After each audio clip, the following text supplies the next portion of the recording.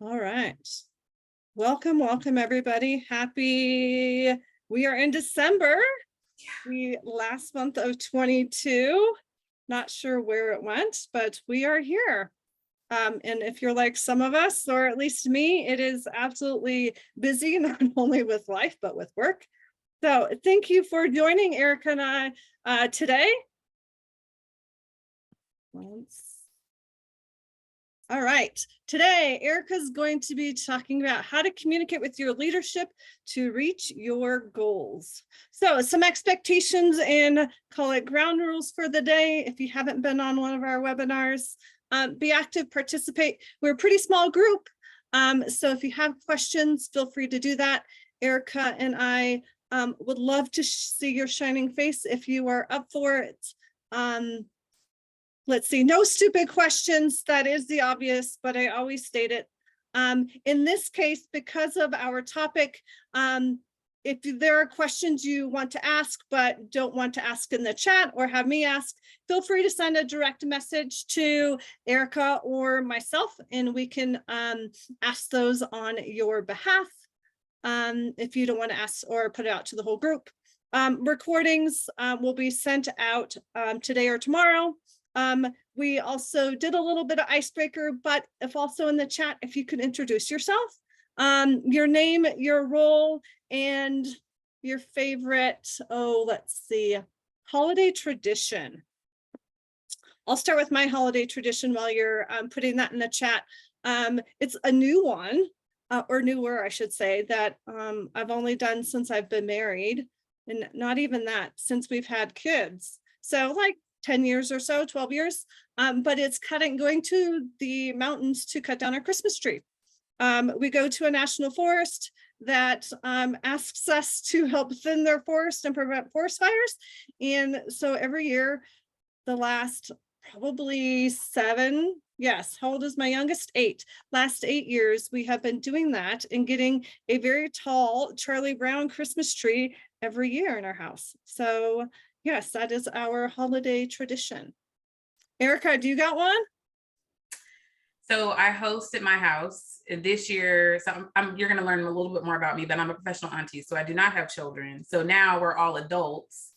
And so what we started doing is doing a secret Santa. So that's the tradition that we've employed in the last few years, because, you know, as adults, it's like, how do you buy for adults? Kids are easy. Yeah.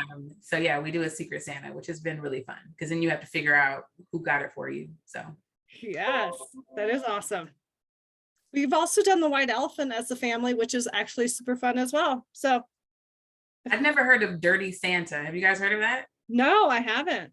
I learned about that recently, and apparently it's where you take stuff from your house and give it to people. So I was like, that could go left. I don't know about that, but so kind of maybe like a white elephant, because sometimes you are repurposing things in the white elephant world. Right. So interesting. Fun. New things.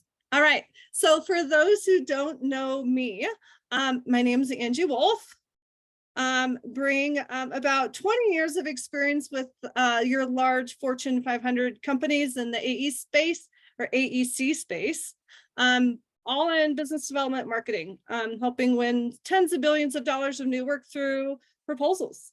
My firm brings civil engineering and construction firms a competitive advantage with their proposals and trainings, so they can win more work without adding on more payroll. In addition to proposals, we also do trainings and host things like this, so we can help you if you don't want to hire us, but want to make your team more efficient and win more work with your internal staff. Today, joining us is Ms. Erika Booker. She is the Marketing Communications Director at Bard Design Solutions. Herself also brings 20 years of experience doing probably what a lot of us all do, a little bit of everything. Marketing, media, communications, sales, proposal management, working with her team to bring value to clients and also all those internal clients as well. She serves as the SMPS Central Florida chapter president. So great job, lady. And then So before I share my screen and transfer it over to Erika, one thing, if you are on our email list, you may have saw this, but there is something special that if you stay till the end, that we will make sure that you have access to if you weren't on our Monday email. It's a little bit focused on our trainings and helping you get set up for 2023. And I will now hand it over to Erika. Thank you. I'll stop sharing and it is all yours, lady. All right. Here we go. Okay. You should There be you able to are. see. Okay, good. So thank you for that introduction. I will keep a bit about me brief. So in addition to my 20 years in professional selling, sales, media, communications, et cetera, I mentioned this before, I am also a professional auntie to a nephew and niece who are both in their 20s, and they are my heart. And I'm so proud of them. They are very caring and thoughtful adults. So I am a middle child. I have an older sister and a younger brother. And it's just been an interesting life in the middle for sure. I think it's interesting when you look at the different personality types and all of those different theories on birth order and et cetera, I 100% align with a lot of those. I'm happy to say I don't align with some of them, but birth order is real. And I think it's a matter of nurture. And I'll tie this back to something that I'm going to share later. But ultimately, what I have learned and the overarching message today that I want to share with you is that in order to ask, the how of asking for what you want is understanding yourself and understanding your needs and understanding what you want. That's where you have to start. So we're going to jump right into it. There we go. So the 3 things that we're going to cover today is to uncover what's important to you and what's important to your leadership. You have to identify champions and advocates. They can be in your organization or external to your organization. And then you've got to employ patience. That is something that we as marketers and business developers have to have, quite frankly, because we're often at the mercy of other people for information or meetings or connections or whatever the case may be. But when we're talking about things that are really critically important to us in our career, it's easy to lose patience because it feels like we're not making progress, when in fact, things are moving. You just don't always recognize them because of the pace at which they're moving. So let's dig into uncovering what is important. And just to remind everybody what Angie shared about putting your questions in the chat. Also, if there's something that you're uncomfortable asking, I've shared this topic a couple of times, and someone gave me feedback on, well, I actually had someone was in the meeting that is in my leadership line, and I wasn't exactly comfortable asking that particular question. So you can always message that directly to Angie, and she will then ask the question. So it's anonymous, and I can address it. Also, and I neglected to say this, I want to say thank you, Angie and Ideas at Dawn, for inviting me to talk about this. Throughout my career, I have worked really hard to find a voice and to build the courage to ask for what I want. It's not easy. And I will address that because I'm assuming that there are people in this meeting that are at different places in their careers. And if the muscle of asking for what you want hasn't been worked and exercised, it's not easy. It's not easy. It's going to be intimidating and hard. So what I'm hoping that you'll leave out of this conversation and this discussion with is where to start, so that you can start asking those questions and moving past that uncomfortable space. Okay, so uncover what is important. Essentially, you have to know thyself, right? You've got to understand what's important to you. There's a few things you also have to recognize about how you receive information, how you deliver information. So I'm going to dig into some of that. But ultimately, the biggest message around uncovering what is important is that it takes time, and it will change. So don't think that you've got to sit down one day with a notepad and write at the top, what do I want? And then have all the answers to that question. It is something that you're going to build and grow into, and it is going to evolve over time. So if you're that type of person who, when you write something in pen, that's it and that's all, you don't want to cross through it because it looks messy, write this list in pencil. Start this list in pencil and be prepared to erase. So what is important to you and why? There are a few ways you can help, and resources that can help you uncover that. So one of them is professional organizations. S&PS, plug. S&PS is an organization that will help you through the networking, through the training, through webinars, through all types of resources. They're designed to help you understand what it is that you like to do, what you don't like to do, what you're interested in, what you might want to explore further. So professional organizations, really, really important. It doesn't have to be S&PS. It can be PRSA. There's a myriad of them that your mere involvement in opportunities to network with other professionals can help you with understanding what's out there, what some of the possibilities are, or even spark an idea in you that say, I don't think this currently exists, but this is an area I'd like to explore and someplace where I'd like to grow. So I think it's also important, if you are going to go with an industry specific professional organization, in my case, S&PS is industry specific to me, but I think it's also helpful to be involved in other organizations that are not, for perspective, right? And you can bring that perspective back to your industry specific organization. You can bring it back to your workforce, to your current job, your current employer. So another one is books. So when I first started doing this, I didn't share any books. And I got follow-up questions about books. What I also think about books, especially ones that are around uncovering what's important to you, uncovering what your interests are, is they are very personal. And I've had people recommend books to me and I start reading them and I'm like, nope, not for me. There's nothing wrong with the book. It just doesn't resonate with me. So I'm going to throw out some names of books. These are mere suggestions, but what I suggest is when someone gives you a recommendation, check it out. Maybe go to the library, look at it first so you don't invest, or ask someone if they have it. I think a lot of the S&PS chapters have lending libraries. So books can be very helpful. You just have to find the ones that resonate with you and that you can really dig into and stick with. So some of them that I have on my list are Getting to Yes with Yourself by William Murray.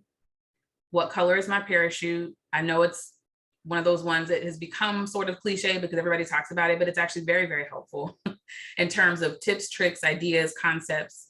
And that book is by Richard Bowles. The Pathfinder, How to Choose or Change Your Career for a Lifetime of Satisfaction and Success is by Nicholas Lohr.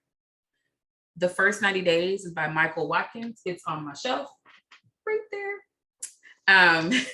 Very helpful when you're entering in a new organization or you're in a new role, or even if you're someone who has been an individual contributor and you're moving toward managing people. That is a great book. My boss at Barge actually recommended that book to me. I think it was a recommendation to her. So Michael Watkins is the author. Love and Work, How to Find What You Love what you do, and Do It for the Rest of Your Life by Marcus Buckingham. A couple of these I actually got from some of these chats that I've done. So if you have books that really resonated with you, please feel free to add those in the chat. I'm sure others will appreciate it. And it will help all of us continue to grow and learn. But what books really allow you to do is reflect and allow you to explore some things that you probably haven't considered. And they can also be a good way to start a conversation with someone that you want to connect with that can help you as you continue on this journey of uncovering what's important to you, but also in your career growth. Books are great conversation starters. All right. The next area that can help in uncovering what's important to you is personality tests. I referenced them before. Enneagram, DISC, Myers-Briggs. A few of them are used within our organizations. If your HR or maybe your sales group likes to use that, I highly recommend asking to take that exam. Sometimes there's a cost associated with it, so if you can do it through your employer, even better. But the information the things that are revealed to you could impact the direction you want to go. I took the DISC assessment earlier this year and was actually very surprised with where I landed. And I challenged it and I said, well, because it said that I'm someone who really relies on and values a lot of data in decision making, right? And I think information is important in decision making, but I didn't see myself as someone that has to see the numbers, right, for it to make sense. And when I said that to my boss, I was like, I don't know about this. Mind you, again, middle child, I was on the line, but the test had to decide. And so the test said, you're this. And when I said that to him, he was like, you hit me over the head with data every time you want something. So I was like, all right, fair point. Thank you very much. And I moved on and I accepted the results. But what these reveal to you is where your non-negotiable, what they can reveal to you is where your non-negotiables lie, right? Where are you likely to be demotivated? Where are you likely to be motivated? And so that's really important to understand about yourself. Books can also help you uncover that. Networking within the professional organization can help you uncover that. Because as you start to look to find alignment between what's important to you and what you want, and what's important to your leadership and what they need, you have to also understand where's that line, because we all have one, right? And if you don't know that ahead of time, you might accept something that's actually not what you want. It may look like what you want, but it ultimately ends up not being what you want. So for example, if you are someone who likes to be at home, you like to have structure, you like your setup the way it is, you want consistency, you're probably not going to like a lot of travel, right? But if you don't understand that and really understand what that looks like, when someone presents an idea or an opportunity to you that is 90% of what you really, really want and 10% of what you don't want, that 10% could be travel. And so what you really have to ask yourself, am I willing to accept the 90% for that 10%? Because that 10% can really start to be annoying. And it starts to taint the 90% if you don't go in self-aware. All right, career coaches. So this is something I recently, within the last year and a half, 2 years, explored for myself. And I used to always think I could not afford a career coach. And what I will say about that is career coaches come in all shapes, sizes, etc., in terms of the value, the cost. What having a career coach has done for me is allowed me to focus, it holds a mirror up to my face, right? It's someone who says, Erika, you say you want this. Mm-hmm. This is what I'm hearing. Let's find out where the truth lies, and then let's put together a path and a plan for you to get where you want. So if that's not something that you can do right now in terms of the expenditure, I definitely think there are lots of books that can serve as your quote unquote career coach. You can identify a mentor, which we're going to get into in a second, who can help you with that. But career coaches are another way and a great investment of your time and money, if you can, to help you with uncovering what you want and really stripping away some of the things that you've come to believe you want because of the environment that you're in, right? So what I mean by that is sometimes we align what we want with where we think our organization will allow us to go. You want to strip that away. When you're talking about what you want, do not align it to a firm or even an industry, right? Most of us are in the AEC industry. That's great. But guess what? If the AEC industry does not align with where you want your career to go or what you're passionate about, then you've got to find a path to that, to find that alignment. Mm-hmm. And we have to accept that sometimes the company or the industry where we are isn't going to provide that.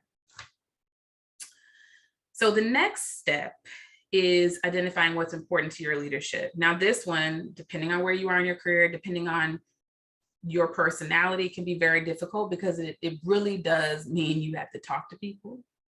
You have to ask some hard questions that they may not even be prepared to answer, but they need to know that you're wondering about this. They need to know that it's important to you. So your direct manager, company leaders, they all have goals and objectives. You have to uncover what their goals and objectives are as to find that alignment, like I mentioned before. So you can do that by simply asking your direct manager, what's important to you? What are your goals? And if they can't answer that question, because some of them may not have actually considered it, right? They may say, well, my goal is what the company tells me my goal is. Okay, great. Let's start there. Let's dig in and tell me what that looks like. I learned with my previous boss, I really needed to invest time in understanding what he does, what's expected of him, so that I could make sure that I was able to support that and find alignment between my goals and what he needed in his goals. So if they can't answer that question, then listen and watch. People will communicate all day long through their actions, through the things they say throughout conversation that isn't even directed at you. But right, if you're in a meeting and you're in the meeting with your leadership and they're talking to others in that meeting, say it's a strategy session, and they may say something along the lines of, yeah, my boss asked me to do blank, blank, and blank. That's a data point. That's a goal. That's an objective. That's a task. And that's where you may be able to find another entrance to having the conversation around, I'd really like to understand how I can support you in that task. What's needed? What's the outcome? Just start asking those types of questions. And the reality is, if you're dealing with somebody who's just like, I don't want to talk, because there are those people that don't want to talk about it. They don't want to discuss it. There are other individuals that you can talk to find out what's important to them. For those of you that are client facing or in business development, you all will know that there are times when we will talk directly to the client. The client will tell us one thing, and then we'll talk to others in that organization, and they'll say, well, this is what I heard from that person. And it's not quite the same as what they told you directly, but in the middle, you'll find what's really going on, right? So that's another tactic that you can use here if you have a leader or a manager who isn't really very communicative or forthcoming with information. Another area where you can find out what's important to your leadership is in the company vision, purpose, and mission statements. Oftentimes, they hold the clues to the ultimate objective of the organization that filters down ultimately through a strategic plan or even the hiring practices. So multiple places where you can find that information. Talk to your coworkers as well. If you have a direct manager who used to manage other people, invite that person to lunch or coffee or tea or whatever the case may be and say, hey, I want to pick your brain. I'm trying to understand what's important to Bob. What was your experience like with Bob in terms of where was 90% of Bob's focus? That's going to help you uncover what's important to them, in addition to the other methods that I mentioned. So I'm not checking the chat. So if you guys have questions or comments, please stop me. Otherwise, I'm going to keep on barreling through.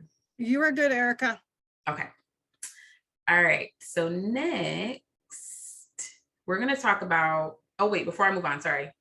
So once you've uncovered what you want, and again, it's an ongoing process. So even if you don't feel like this is 100% where you are, if you have some information to start from and you can identify what's important in your leadership, look for the alignment, look for where they overlap. I think of it like a Venn diagram. Look for that middle area that's shaded, right, between the two colors, and start there. And then create your value proposition, create your proposal, if you will, to your leadership. This is really where I'd like to see my career go. And here's how I can help you meet your objectives while meeting mine at the same time. The best time to have those conversations is when you're talking about your career path development. Some firms have it was called career development process, where I was before at Barge. It's it's career path development, but we use a particular resource for that, tool for that.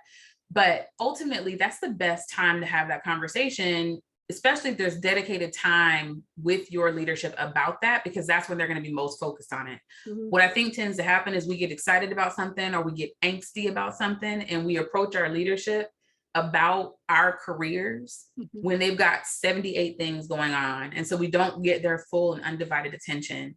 If there's a career development practice at your firm, choose that time and come prepared. If there is not, then what you would want to do is ask for the meeting and ask for a time when they can give you their attention and dedicated time to it. and they're not going to be rushed. So like Angie and I were talking at the top of this about today being a back-to-back meeting day. That would not be the ideal day for someone on my team to want to talk about their career. And I have to be willing to say that. Say, you know what, I really want to dedicate my focus to you. So let's find a day when it is not going to be back-to-back meetings and my brain is going to be spread 16 different ways. Let's find a time when it works for both of us. So be willing to pivot if they say to you, this isn't a good day. All right. Identifying champions. So people call these individuals different things, mentors, advocates, but I'm going to define them here for this purpose, or champions. So a mentor is someone that has done something that you want to do, or someone that has skills you want to emulate or obtain or nurture. The thing I'll say about mentors is oftentimes we assume that this person has more experience than we do. I don't find that to be the case. I was actually mentored by a former employee of mine as it relates to S&PS. She came on board and I was somewhat familiar with S&PS, but hadn't invested in it because the places where I'd worked before either didn't know about it, they weren't supportive. And when she came on board, she started telling me about it. And I was like, wait a minute, I need to be here. Those are my people, right? And so I do consider that she mentored me in that space, and she shared information with me. She shared information with me from her experience at a previous firm. So mentors do not have to be somebody that is older than you in age or in another position or in a higher position than where you are. It's just someone who has information to share and is willing to share that with you and work with you throughout your growth process. So those are mentors, and those are typically identified mentors. Like I didn't say to her name is Carrie. I didn't say, Carrie, you're my mentor. However, we communicated with each other and understood that this was something that she was helping me with, right?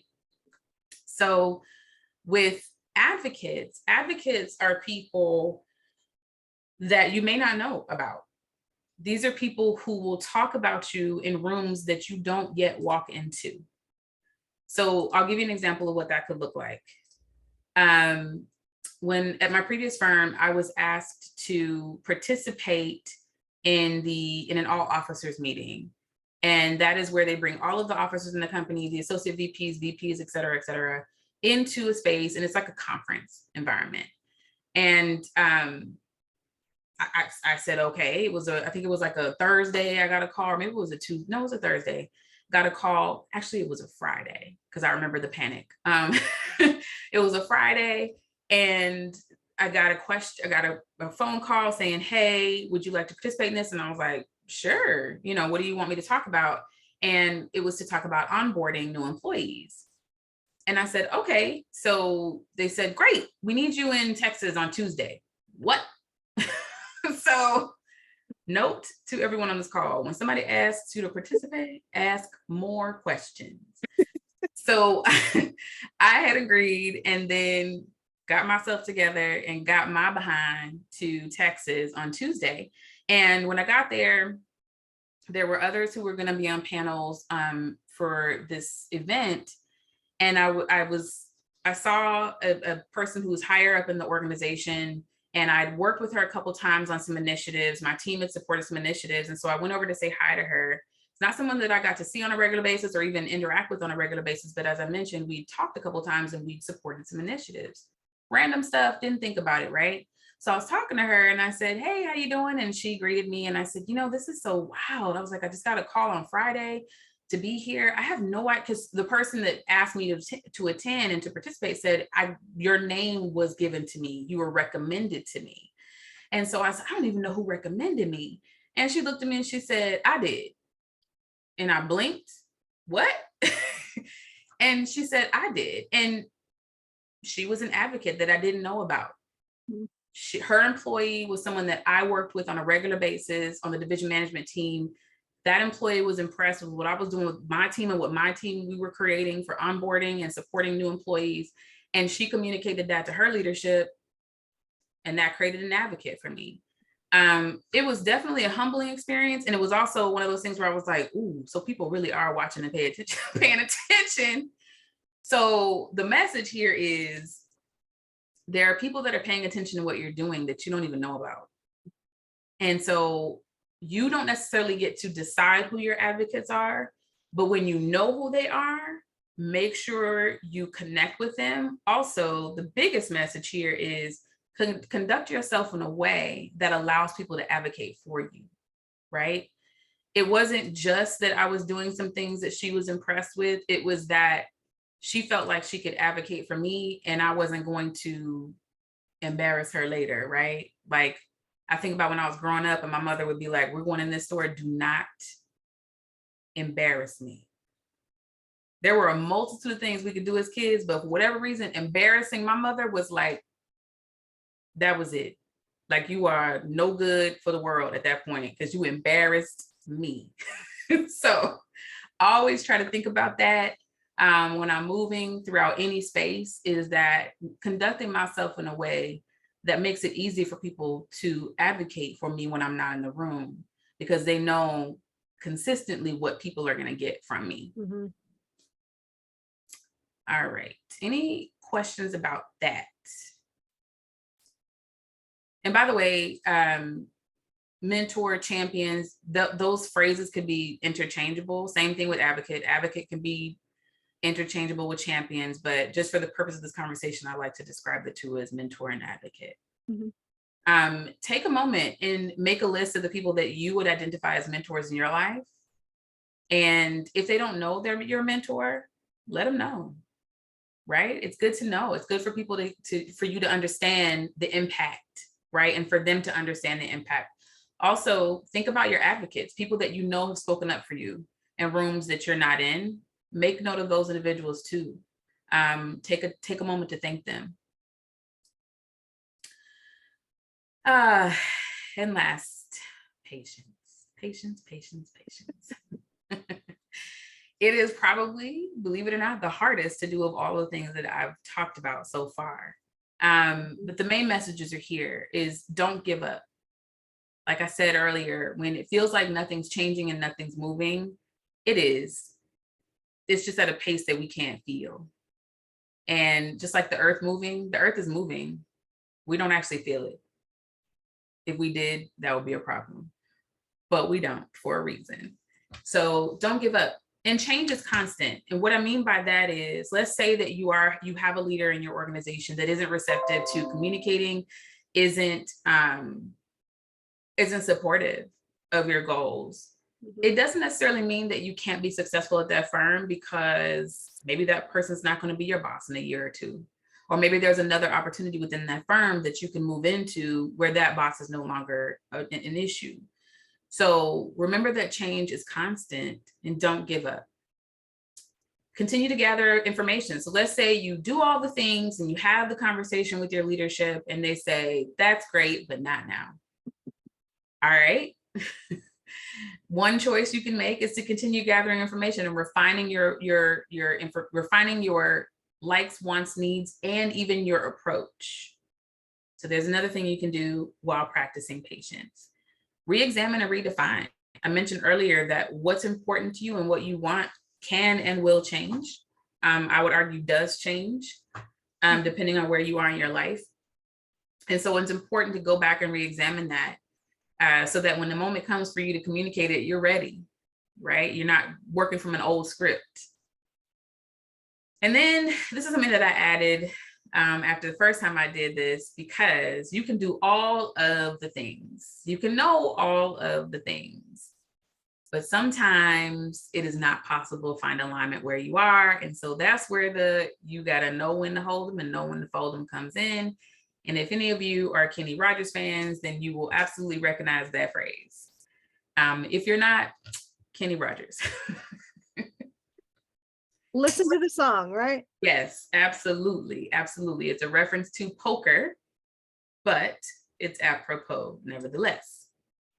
So remember, do the work to know thyself. Continue to do the work.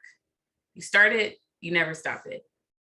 Make a list. What are your professional and personal priorities and goals? And do not make them company or industry based. Mm-hmm. Don't just keep swimming. That's also a movie reference. Dory. Don't just keep swimming. Sometimes you got to stop. You got to tread water. You know, make sure your advocates are positioned to advocate for you. Check your attitude, your outlook, your work ethic, etc. Sometimes, and it's not to say that you have to be perfect. Everybody has a bad day. But again, there's a phrase that says, conduct yourself in a way that if people speak against you, others don't believe them. Mm. So that's that same thing. Position your advocates to advocate for you. If you want more money, do your research, right? A lot of times that's the main thing we want to talk about. Money, money, money, position. Money, be prepared. Do your research. Ask your HR for a salary review, or even you could say an equity review. If they won't do it, and that's what I mean by it's an appropriate question, but some HR groups will not do it. But it is an appropriate question. So don't let anybody tell you it's an inappropriate question. It's appropriate to talk about salary, particularly with your company. If they won't give it to you, reach out to your contacts, S&PS again, or your professional network. Great places to start. Listen, I know it's uncomfortable to talk about salary, but I really think I'm underpaid. Can you all share with me the salary ranges of your company, or even what you're getting paid if you're comfortable doing that? Ask the question. The worst they can say is no. Mm-hmm. Search the internet. There's a lot of information. The thing I'll say about the internet is make sure that you are comparing apples to apples, and don't get caught up in non-industry specific numbers, right? So marketing is a big old umbrella. Everything is not the same. So if you're an AEC, look for AEC marketing numbers or sales numbers and find the alignment with the roles. And I'm trying to figure out why this is cut off, but I'm sure it just said there are multiple resources. And with that, I'm going to stop talking, take a sip, and open to Q&A. Questions, anybody? Yeah, one thing I will note, because I'm involved in APMP, so call it the opposite side of Erika and just proposals in general. And AEC pays really well compared to other industries where they do proposals. So yeah, make sure it's not a general proposal title, proposal writer, proposal coordinator, marketing coordinator, that it really needs to be unique and specific to our industry, because it could be a wildly different number. Agree. Any questions before I hop over back to mine, or I'll let you think about it? I have a question. Have I been showing my notes this whole time? No, you have not. Okay, good. I was like, why is it lit up on my end? Sorry. You were all good, Erika. It was awesome.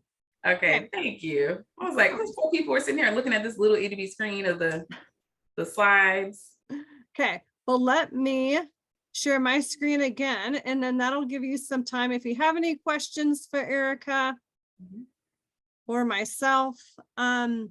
So those who haven't seen it, we announced this on Monday, but 2023 for my firm is going to be all about training.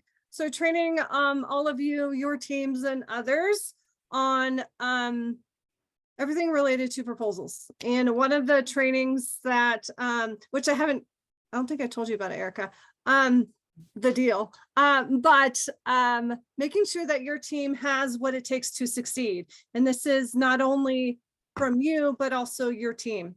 If you have a team, when it comes to that, but one of the trainings that is going to be, it's a core training, both I do a lunch and learn of it and then a full day training, but it's 6 steps to a successful proposal. In November, I did it as a lunch and learn. This discount is for our 1-day training. So doing it at 50% off. We are limiting it to 5 firms. Here's a quote from Ms. Sandra, who I worked with Fowler as a consultant, a little bit about her experience with the training. So similar to Erika and I'm sure some of you, she's been in the industry for a while. So we think that we don't learn anything. And similar to whether it's a mentor, an advocate, just continuing to learn. That is one thing that if you don't network and get to know others in the industry, it's hard to, one, get better, but also know if you're being underpaid or know some of those other things. So you can read Sandra's quote, but it's a one-day training. The usual price is $9,000. It's not just a training though. It also includes, which, oh, I must have it on the next page, includes 3 months of mentoring. So you would get weekly calls with me to help you implement what you just learned and to work through any issues that you're working with, either from a leadership perspective, a proposal perspective. It's having a mentor in your back pocket. So good segue, Erika. But we're doing it for $4,500 for the first 5 firms that connect with us and make the purchase. That $9,000 is good for up to 5 people. So if you want to bring a lot of people, if you want to get a party of 5 individuals together and bring your 5 mentors together and mentees, you can do that as well. And then we also give you a discount if you bring more than 5, if you have larger teams. Let's see.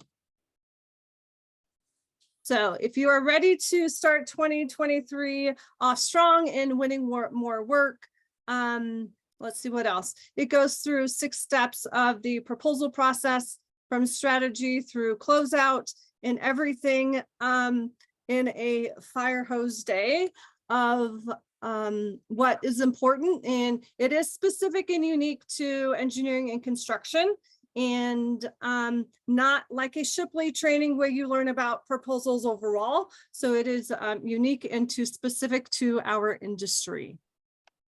So that is what I have to offer you as a little gift and token for this holiday season to start 2023. So there we go. Any questions that came up? I haven't seen any, either about the training or for Erika and how to communicate with leadership. Or even if you have experiences where you just want to share, you know what, this is what I did and it worked really well for me. Hi. Hey, Kim. Hi. Hey, I just want to, Erika, you and Angie, both of you covered the point of patience and getting the answer, well, yeah, but we're not there yet. I experienced that over the years, being in the business, and it has paid off to be patient. I mean, you really, as you said, you have to gather information. You have to, see where things are going and talk to people, because I've found that a lot of times people will either leave or they'll go find something else. But if you can hang in there and just, because proposals, we know, are not always the funnest things to do. But it really helps you become valuable to your employer. You can then get the salary requirements that you've expected, or at least move in the right direction. So I don't think I've heard anybody state that. So thank you, Erika, because I've heard that saying so many times over the years, and lots of times I've walked away and been like, but then I've been like, wait, I've got to look where the firm is. I've got to look where my managers are. I've got to work with them. To help them. I was like, no, I need to help them, and then they'll help me. And it's really paid off. So thank you. That's a great point about finding the opportunity in the response, that not now.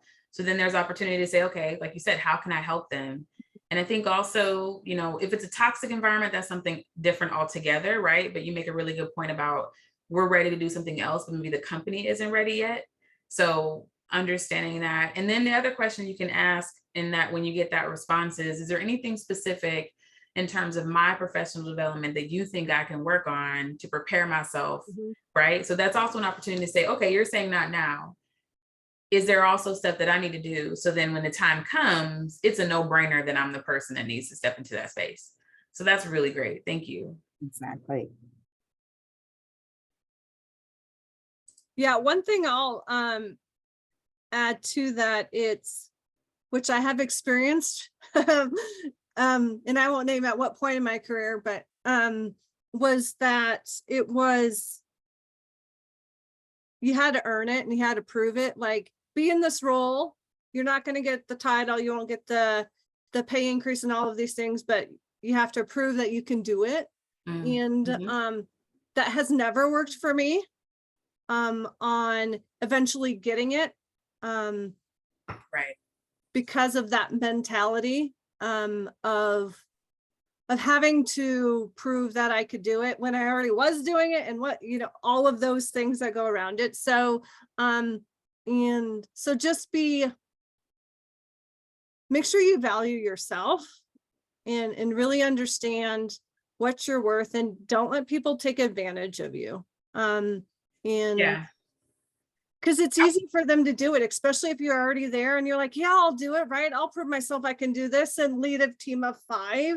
Yeah. And, You know, yeah, I'll add to that by saying this. What I found too is a lot of times people will deflect because of what they don't understand.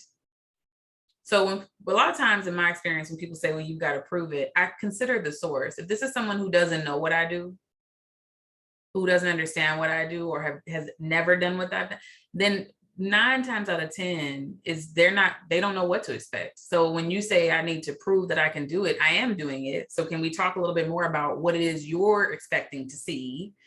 So it really depends on the audience too, right? If you're talking to another marketer in your leadership, that's a separate conversation. But also just consider who you're talking to and what their understanding is about. Because in a lot of these firms, marketers are reporting to either practitioners, or people that just haven't done what we do. So that's also a really important data point, because some of it may include you having to educate the person on your background, what you do, and how you prepare for that role too. But in valuing yourself and your contribution is 100% required. It is not something that we do innately, because the world teaches all of us, regardless of what quote unquote box you sit in, what might be wrong with us, right? Whether you're a woman, you're a man, you're Black, you're white, whatever the case may be, the world is constantly telling us you're too thin, you're too fat, you're too short, you're too tall, blah, blah, blah, blah, blah. You have to value yourself and not place that in the hands of someone else, no matter what. No matter what. And that's another muscle you've got to work and strengthen, because it is not something that's going to come to you innate. Children are born with all the confidence in the world. You ask a child what they're going to be, and they will say a skyscraper. There are no limitations on these children. That's institutionalized in them. So what you have to do is unlearn the things that people have told you about what you can do and whether what you do is valuable. So that's very important. Thank you for making that point. Rico has a question. Yeah, you got it. What is the average highest salary that a proposal coordinator can make? Oh, Rico. So the answer to that is it depends on the size of the firm. I've heard of marketers making 150K. I've heard of marketers making 60,000. It really does depend on the size of your firm and what their salary bands are. So when you talk about understanding and uncovering what you've really got to do is map out the life you want. And if where you're working isn't going to afford the salary that's going to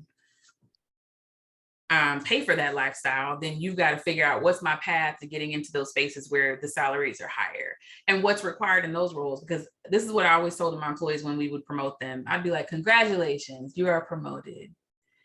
Your reward for promotion is more money, but more work. So it's a different level of responsibility that comes with more money, right? So it doesn't mean that your life has to be horrible or worse, but the fact is that I believe it was Sean Diddy Combs that said, more money, more problems.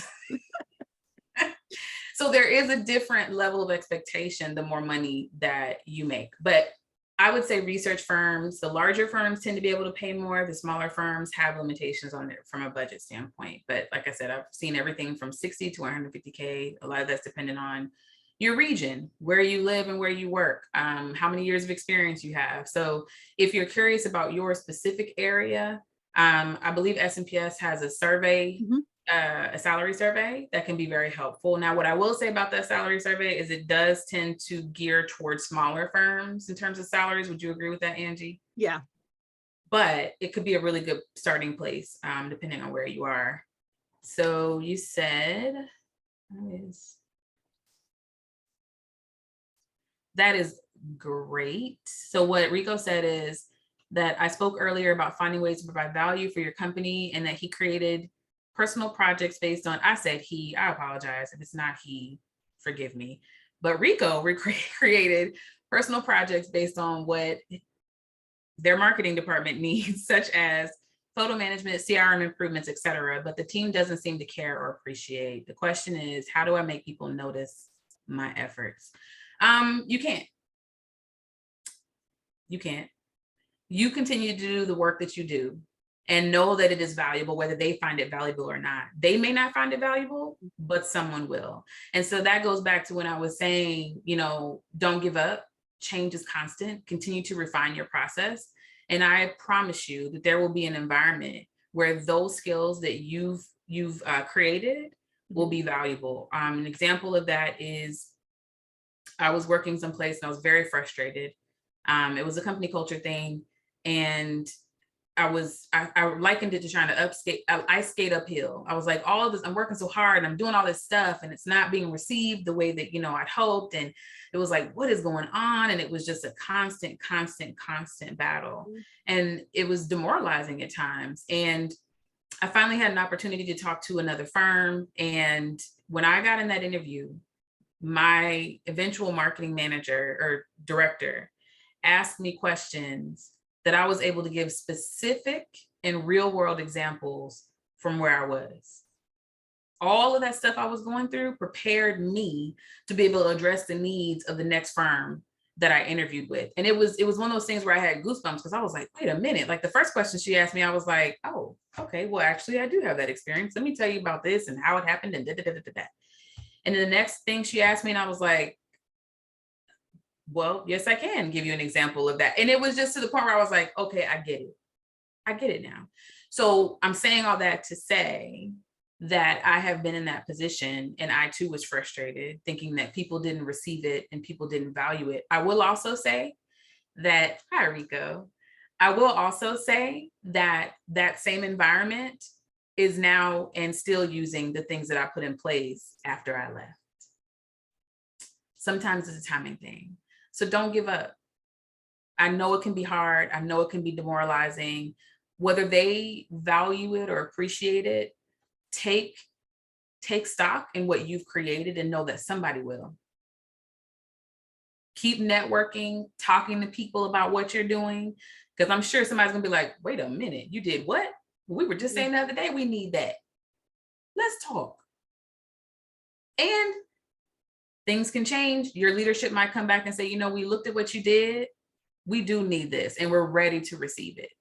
So thank you so much for your question. Awesome. We are at the top of the hour. Any final questions before we all head on with our day and year and holidays and all of the last things? Thank you, Mary, and others. So we'll get the recording out here today is the plan, as long as technology works. Right. Right. Exactly. Great. Any other questions for Erika? Thank you, Maritza, for showing us your beautiful face. Thank you, everyone, for participating. And I hope everybody has a happy, safe holiday and Happy New Year. Thank you so much. Thank you, Christy. Of course. All right. Thank you all. Bye-bye. See ya. Bye-bye. Thanks, Erika. Thank you.